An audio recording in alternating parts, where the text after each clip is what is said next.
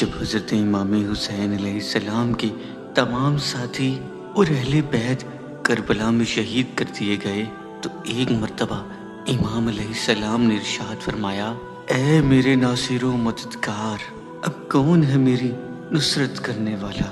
تو اتنے میں ایک کمسن بچہ قاسم ابن حسن خیمے سے نکلتا ہے اور امام حسین سے آ کر لپٹ جاتا ہے اور لپٹ کر اتنا روتے ہیں کہ قاسم ابن حسن بے ہوش ہو کر نیچے گر پڑتے ہیں۔ کچھ افاقہ ہونے کے بعد امام حسین علیہ السلام سے جنگ کی اجازت طلب کرتے ہیں اور کہتے ہیں، چچا جان، اب مجھ سے نہیں دیکھا جاتا، میں اپنے بھائیوں کے لاشیں میدانوں میں پڑے دیکھ رہا ہوں۔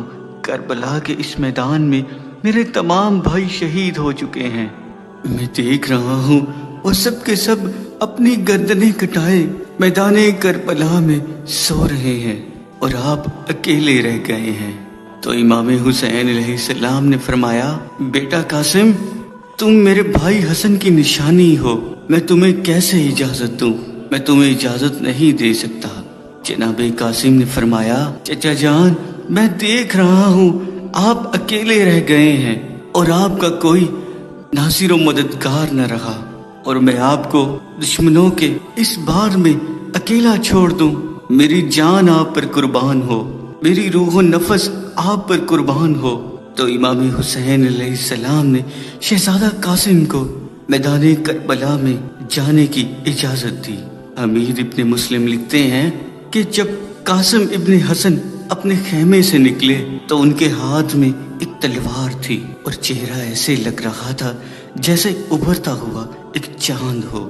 جیسے ہی شہزادہ قاسم میدان کربلا میں پہنچے اور اپنی آواز سے فوج یزید کو للکارا اور فوج یزید کے بہت سے نامور جنگجوؤں کو جہنم واصل کیا۔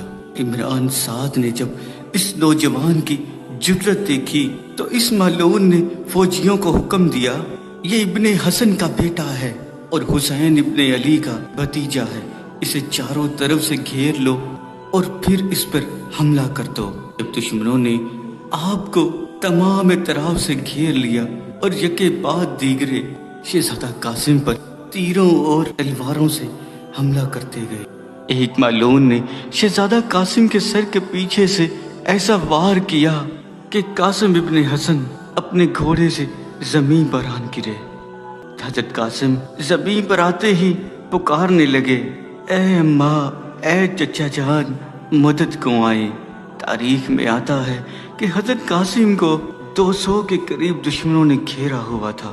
جیسے ہی امام حسین علیہ السلام اس جگہ پہنچے، فوج یزید میں ہلچل مچ گئی اور سب ادھر ادھر بھاگنے لگے، کوئی مشرق کو جا رہا ہے تو کوئی مغرب کو، اور کربلا کے اس میدان میں ریت کا ایک دھواں تھا۔